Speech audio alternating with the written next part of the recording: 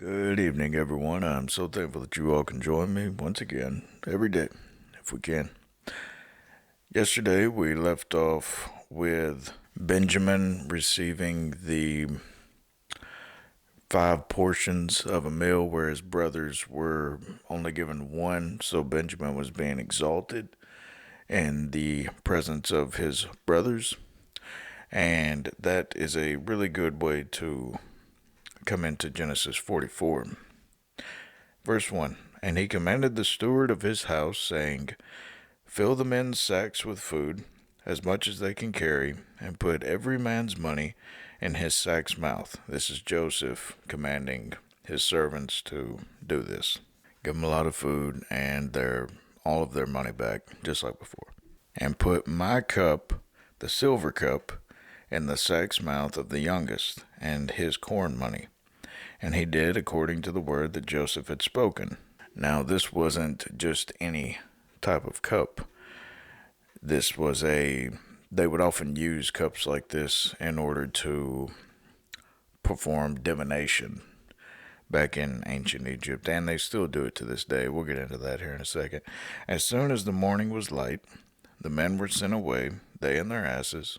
And when they were gone out of the city, and not yet far off, Joseph said unto his steward, Up, follow after the men, and when thou dost overtake them, say unto them, Wherefore have ye rewarded evil for good?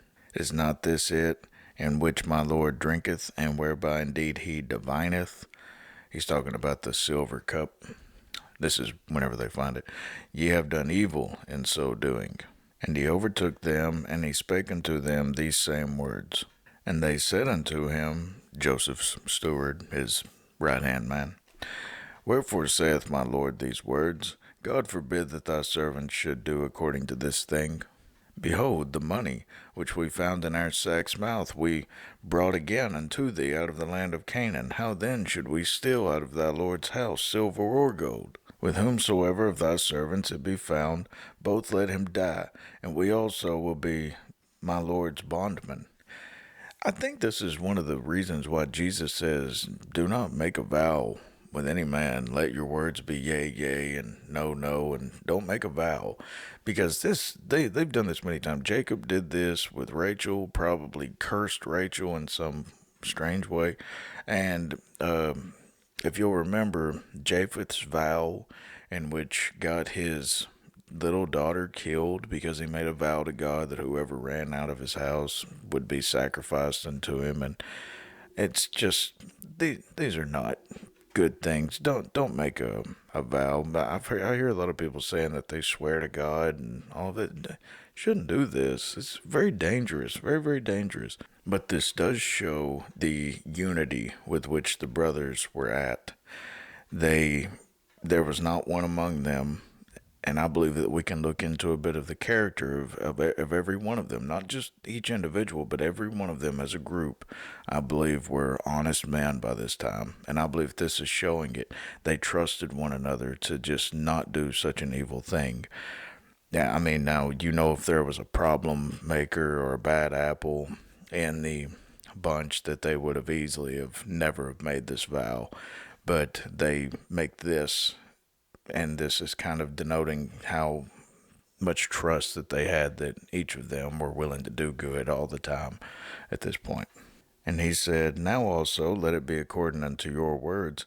He with whom it is found shall be my servant, and ye shall be blameless. Now this is the steward talking to the brothers. And he's not mentioning death, notice. He doesn't go as far as that. He says, okay. He says, Whomever we find it in shall be the slave. Just like Joseph, remember. Now, who'd they plan it in? Well, we're about to find out. And this is all a test. This is not cruel on Joseph's part. I remember whenever I was a young boy, I had heard this story, and I thought, man, Joseph's just being mean to them for no reason. And really, now that I'm older, I can see what's happening. It's all a test. God is completely using Joseph to humble these boys, to show their heart, and to bring it all to the surface, and to make them better men and better leaders of their families. Then they speedily took down every man his sack to the ground, and opened every man his sack, And he searched and began at the eldest, and left at the youngest. And the cup was found in Benjamin's sack. Oh, the terror, the horror in seeing that. Oh man, it's so easy to just read past certain verses. This is one of those times in the Bible that you just have to take pause and to just soak up what is really happening in the minds of these brothers once that they see that. Because this is slavery for their little brother now. Slavery, just like Joseph. Then they rent their clothes and laid it every man his ass and returned to the city. There is a little bit that I looked up on this renting of the clothes. This, of course, always pointed to anguish, sorrow, even indignation, angst, and anger. If you'll recall how, and it's happened all throughout the Bible, this happens, men rend their clothes, but there is one instance in which is particularly unique. In Leviticus 21:10, it is commanded of the high priest that he not rend his clothes ever, nor uncover his head. He would always have a head covering, and he would never rend his clothes. But as one can see in this article points it out very nicely, under no condition is the high priest allowed to rend his clothes. So here is a case where the high priest rent his clothes during the trial of Jesus in violation of the law of Moses. They were accusing Jesus of going against the law of Moses while simultaneously breaking the law of Moses. Hence, since the rending of the clothes by the high priest after the death of Jesus on the cross, God also rent the veil inside the temple, separating the Holy of the Holies, the innermost sanctuary of the temple, where the high priest was required to enter before the Ark of the Covenant once a year with blood sacrifice. So we see just the depth of men rending their clothes back then, renting their clothes. This was just sheer anguish that they felt. But also in this verse, notice, and laid it every man his ass and returned to the city. This was not required of them. All that was required, send Benjamin back. Benjamin's the man caught, and we figure this out here in just a few verses. They did not have to come back, but notice, all of them go back into the city with their brother. Remember how they left Joseph just all alone? Now they're following their little brother, and they're going right behind him, right with him, right alongside of him. Whatever his fate is, let it be on us. Very repentant heart, very beautiful story. And Judah and his brethren came to Joseph's house, for he was yet there, and they fell before him on the ground. And Joseph said unto them, What deed is this that ye have done? Wot ye not that such a man as I can certainly divine? He's keeping up the impression that he's an Egyptian diviner of dreams, interpreter of dreams and such. And we still see this today. This would have probably have been something like what the cup itself looked like. Most likely they would have filled it up with water or wine and looked into it and seen what they thought was the future or fate of their nation or whatever. The same is said of Nostradamus and others like him. They still practice this today. They'll use mirrors, they'll use crystal balls. If you remember the Magic 8 Ball back in the day, that was a type of knockoff of this. Same practice. It's all divination, witchcraft, and such.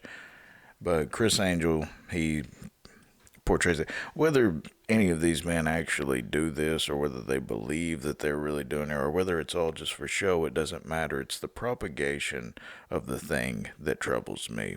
It's them putting it out there and tricking people into believing that it actually works. And then they no longer look to God. They no longer pray to God, but they look to their little crystal balls or mirrors or cups or whatever. We see the same with this eye that they use all the time. I've got all kinds of videos about that. But David Blaine, we see right here, he has the eye tattoo, the Eye of Horus tattoo, and he says it's for protection. I keep hearing that. Every Satanist that I asked about the symbols and such, they say, oh, it's for protection against death or whatever. So prevalent is witchcraft in the world to this very day. When it astonishes me how they make fun of people who believe the Bible. They say, "Oh, it's so archaic and it's buried in antiquity," and but they themselves still go to crystal balls and witchcraft and sacrifices and Satanism. We hear about this Illuminati, the Bohemian Grove, this Moloch owl statue that they've got, yet they mock people who believe the Bible. It's astonishing. And we read right here, Lana Del Rey promotes witches' spell against Donald Trump until he leaves office. They do this all the time. They're tweeting out how the witches of the world need to combine their energy or whatever in order to go against their. But witchcraft is still going on today. That's my point. And they believe the same thing about Joseph at this very moment. And Judah, very important. And Judah said, "What shall we say unto my Lord? What shall we speak? Or how shall we clear ourselves? God hath found out the iniquity of thy servants. Behold, we are my Lord's servants, both we and he also with whom the cup is found." See, they're joining him in this slavery now. Judah was the one in whom suggested that they sell Joseph as a slave. Now he's saying, "Well, no, we'll all do this." You see, truly repentant. It's also worth noting how Judah says, "God hath found out the iniquity of thy servants." He's confessing right to the guy that he wronged so so long ago. And this is just so amazing of God how it kind of points to the psalm in which the Father is speaking to Christ, and he says, "Sit thee at my right hand until I make thine enemies your footstool." He said, "I'll make them all your footstool." And now we see it's just the same as showing with Joseph. All of his and whom were his enemies, now they're his footstool. He can literally do whatever he wants to them. And Joseph said, "God forbid that I should do so. But the man in whose hand the cup is found, he shall be my servant. And as for you, get you up in peace unto your father." He says, "Nope, leave your young brother. He'll be my slave. You all can go home." Now look at their reaction. The very same men that traded him in are now given this option. Now you can leave your brother. Now what do you say? This is to show how much that they've grown and how repentant that they are and how sorry that they are for what they did. It's good for also Joseph to see this as well. It would have been very difficult to have seen unrepentant men come before you. It would have been very difficult, but surely this was very pleasing to Joseph, also pleasing to the Lord, but the Lord knew that this would happen. Then Judah came near unto him and said, "O my Lord, let thy servant, I pray thee, speak a word in my Lord's ears, and let not thine anger burn against thy servant, for thou art even as Pharaoh." This is Judah taking the command. He says, no, this is the one man who suggested selling his younger brother 22 years before. Now he is looking at that very same man and saying this. And before we go any further with listening to Judah's speech that he's about to tell Zephanath-Paneah, whom is really Joseph, before we go any further, I'd like to quote H.C. Leopold, in whom he's an old preacher, and he once said this about this speech that Judah is about to give. "This is one of the manliest, most straightforward speeches ever delivered by any man. For depth of feeling and sincerity of purpose, it stands unexcelled." Without comparison almost, this speech is just marvelous. This shows how sorrowful Judah truly is and just how far he's willing to go to be separated from the man he used to be. "My Lord asked his servants, saying, Have ye a father or a brother? And we said unto my Lord, We have a father, an old man, and a child of his old age, a little one, and his brother is dead, and he alone is left of his mother, and his father loveth him." I wonder what Jacob was thinking whenever he heard, "and his brother is dead." Just imagine the urgency building in Joseph to tell him, but he doesn't. He allows him to keep speaking. And thou sayest unto thy servants, Bring him down unto me, that I may set mine eyes upon him. You can just hear the brothers, you can just hear his voice crackling. You can hear the brothers probably just, weeping in the back, just trying to hold and maintain back their tears. They know this is going to absolutely destroy their father, and they can't let that happen. So this is begging in sheer humility. This is just begging. This isn't trying to take anything by force. There's nothing of themselves. This is a completely selfless act. And we said unto my Lord, The lad cannot leave his father, for if he should leave his father would die. And thou sayest unto thy servants, Except your youngest brother come down with you, you shall see my face no more. And it came to pass, when we came up unto thy servant, my father, we told him the words of my Lord. And our father said, Go again, and buy us a little food. And we said, We cannot go down. If our youngest brother be with us, then we will go down, for we may not see the man's face, except our youngest brother be with us. And thy servant my father said unto us, Ye know that my wife bare me 2 sons. And the one went out from me, and I said, Surely he is torn in pieces, and I saw him not since.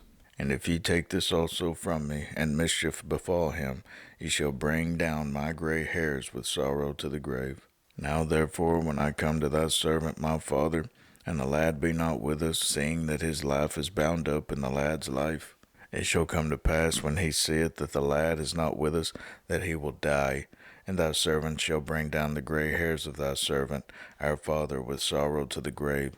You see, 22 years before this, they showed no care for what their father would think about losing Joseph.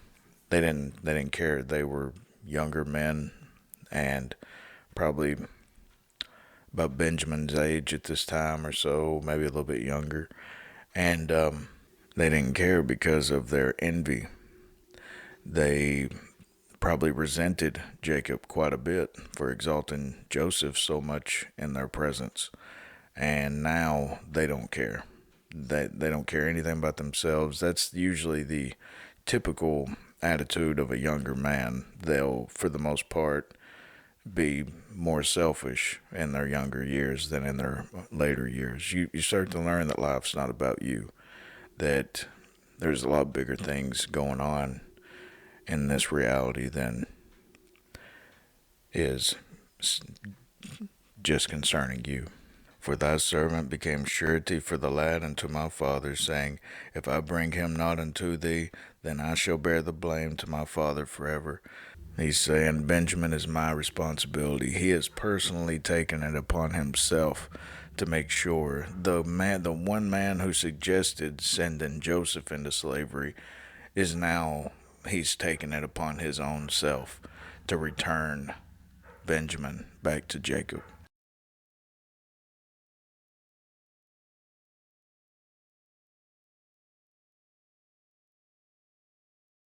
Now therefore I pray thee, let thy servant abide instead of the lad a bondman to my Lord, and let the lad go up with his brethren.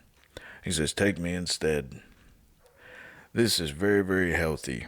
This is a very, very comforting exchange, showing, as I've already said, a sacrificial state of being. Jesus says, No greater love hath any man than to give his life for his friends. And this is the attitude of a godly man. This is not the old Judah that Joseph once remembered. This is the changed new man. For how shall I go up to my father, and the lad be not with me, lest peradventure I see the evil that shall come on my father? He says, Please don't ever let me see that again. He's saying, Please don't let me see that terror again. I would say it's just these men, all of them have just been put through the ringer, and now we're seeing God putting them back on right straight. And once that they get in line with God's plan that he's always had for them, we finally see how lovely it is, and how at peace, and how glorious it is, and how there's nothing of darkness about them. But that concludes Genesis 44. And Lord willing, tomorrow we'll pick up on 45. God of all peace be with you. Amen.